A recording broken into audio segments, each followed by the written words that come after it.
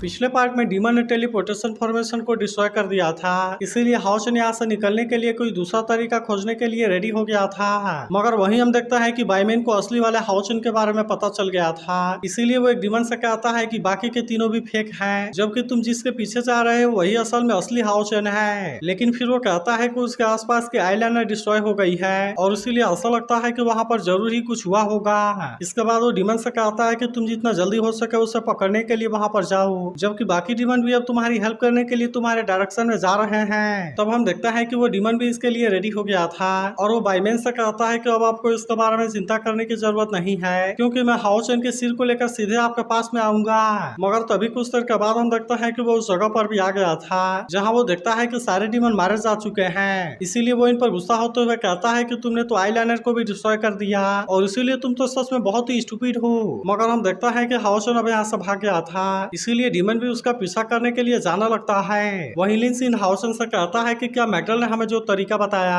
क्या उसका यूज करके हम एक्सोर्सिज्म पास में जा सकते हैं। तब इस पर चेन कहती है कि तुम्हें इसके बारे में चिंता करने की जरूरत नहीं है, क्योंकि मैकडल इस पर हमारी हेल्प जरूर करेगा। तब इस पर हाउचन भी सबसे कहता है कि तुम मैकडल के ऊपर यकीन करो, क्योंकि यहाँ पर कोई ना कोई ऐसी चीज जरूर होगी जो कि हमें यहाँ से एक्सोर्सिज्म पास में लेकर जा सकती है। तभी हम देखता है कि हाउचन भागते हुए एक जगह पर आ गया था जहाँ हम देखता है कि उसके सामने एक एयरशिप होती है, इसीलिए हाउचन भी सोचता है कि क्या इस समय ये हमारे लिए हेल्पफुल होगा। तभी हम देखता है कि लिन और बाकी लोग भी बाहर आ गए थे, जो कहने लगता है कि जेड डीमन माउंटेन में तो सच में एक एयरशिप है, और अब इसीलिए हम देखता है कि वे मैकडल से काफी खुश हो गए थे। मगर तभी हम देखता है कि वो डीमन भी यहाँ पहुँचने वाला था, इसीलिए इसे देखते ही हाउचन इस बात से काफी परेशान हो जाता है और कहता है कि डीमन भी अब यहाँ पर आने वाले हैं। मगर अब हम देखता है कि इनके पास में और कोई ऑप्शन नहीं बचा था और अब इसीलिए वे भी इसका सामना करने के लिए रेडी हो गए थे। वहीं उधर हम देखता है कि डीमन भी हाउचन को किसी तरह से मार देना चाहता है ताकि उसे बाइमैन से इसके लिए रिवॉर्ड मिल सके। मगर तभी हम देखता है कि हाउचन और सायर ने अपने पावर का यूज करके इसे कैद कर दिया था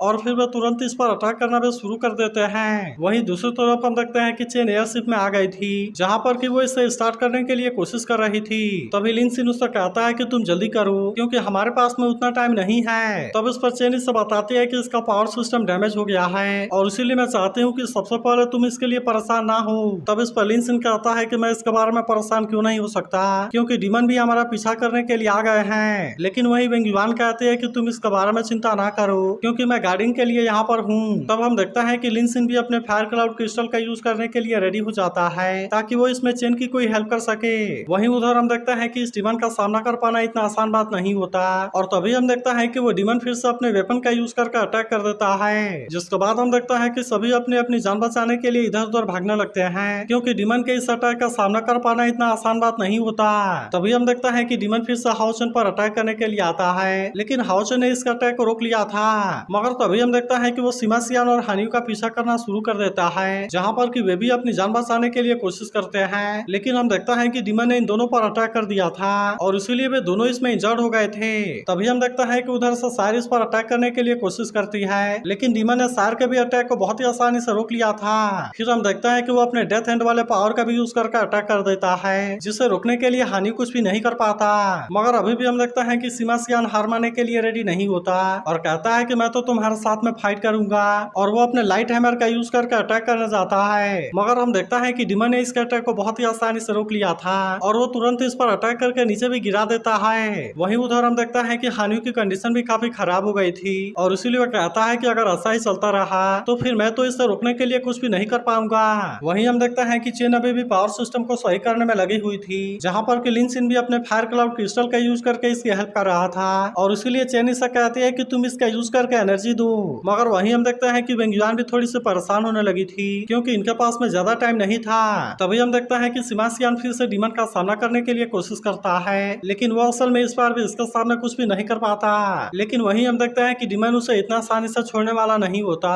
और इसीलिए वो फिर से इस पर अटैक करना शुरू कर देता है। मगर तभी हम देखते हैं कि सायर अपने डेथ कोड वाले पावर का यूज करने के लिए रेडी हो जाती है ताकि वे इस डीमन को आसानी से मार सके। फिर हम देखता है कि वो इस पर अपने प्रेशर का भी यूज कर देती है, जहाँ पर कि डीमन अब इसका सामने कुछ भी नहीं कर पाता। वहीं उधर हम देखते हैं कि हाउचन को भी इसके लिए अच्छा चांस मिल गया था, इसीलिए वो भी अपने लाइट कोड वाले पावर का यूज करने के लिए रेडी हो जाता है और फिर उसने तुरंत ही इसका यूज करके डीमन पर अटैक कर दिया था। तब हम देखता है कि डीमन भी इसका सामना करने के लिए कोशिश करता है, लेकिन वो असल में इस अटैक को रोकने के लिए कुछ भी नहीं कर पाता और वे दोनों अपने पावर का यूज करके इसे इंजर्ड करने में कामयाब हो जाते हैं। मगर अब हम देखता है कि डीमन इस बात से इन पर काफी गुस्सा हो गया था और कहता है कि मुझे हर्ट करने की तुम्हारी हिम्मत कैसे हो गई, और अब इसीलिए तुम सभी मेरे हाथों मरने के लिए रेडी हो जाओ। तभी हम देखता है कि वो अपने किसी टेक्निक को एक्टिवेट कर लेता है और अब इसका यूज करके इनको मारने के लिए रेडी हो गया था, जिससे देख वे सभी भी इस बात से काफी हैरान हो गए थे। और तभी डीमन भी अपने इस पावर का यूज करके अटैक कर देता है। मगर अभी भी हम देखता है कि हाउस उनको इसके बारे में कोई चिंता नहीं होती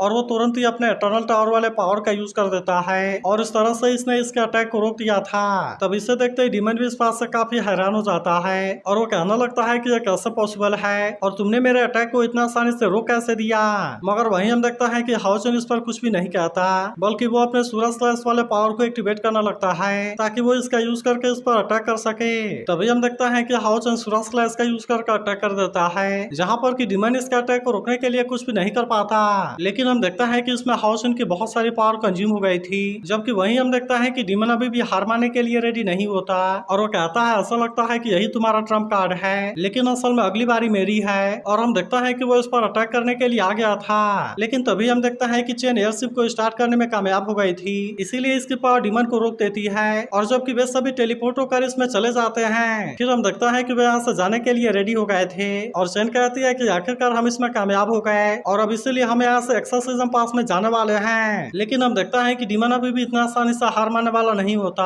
और इसीलिए वो फिर से इन पर अटैक करने के लिए आने लगता है और कहता है कि अगर तुमने इसे स्टार्ट भी कर लिया तो क्या हुआ, लेकिन फिर भी तुम यहाँ से इतना आसानी से बच कर नहीं जा सकते। फिर हम देखता है कि वो इस पर अटैक करने के लिए भी रेडी हो जाता है, लेकिन तभी हम देखते हैं कि एयरशिप की स्पीड काफी बढ़ गई थी और इसीलिए वो डीमन इस पर अटैक करने में फेल हो जाता है। तभी हम देखता है कि बाकी डीमन भी यहाँ आ गए थे, लेकिन अब इनको पता चलता है कि हाउसन तो यहाँ से भागने में कामयाब हो गया और इसीलिए वे तीनों इस डीमन के ऊपर गुस्सा होने लगते हैं। मगर वहीं हम देखता है कि लिनसिन को अभी भी इसके बारे में समझ नहीं आया था और इसीलिए वो हाउसन से पूछता है कि लीडर आपने इसे कैसे किया। तब इस पर हाउसन कहता है कि एयरशिप की स्पीड उतनी अच्छी नहीं है, इसी वजह से डीमन के हाथों से बचने के लिए काफी नहीं था, जिसके बाद मैंने टाइम फ्लो को 10 गुना कर दिया, इसीलिए एयरशिप की स्पीड सीधे 10 गुना हो गई और फिर वो डीमन हमें पकड़ने के लिए कुछ भी नहीं कर सका। अब इसीलिए हम देखता है कि वे सभी इस बात से काफी खुश हो गए थे, क्योंकि इनको लग रहा था कि डीमन अब इनको पकड़ने के लिए कुछ भी नहीं कर सकते। वहीं हम देखता है कि हानी भी इस बात से काफी खुश था और कहता है कि आखिरकार हम यहाँ से बच कर निकल गए। वहीं लिनसिन कहने लगता है कि लीडर ने तो सच में कमाल कर दिया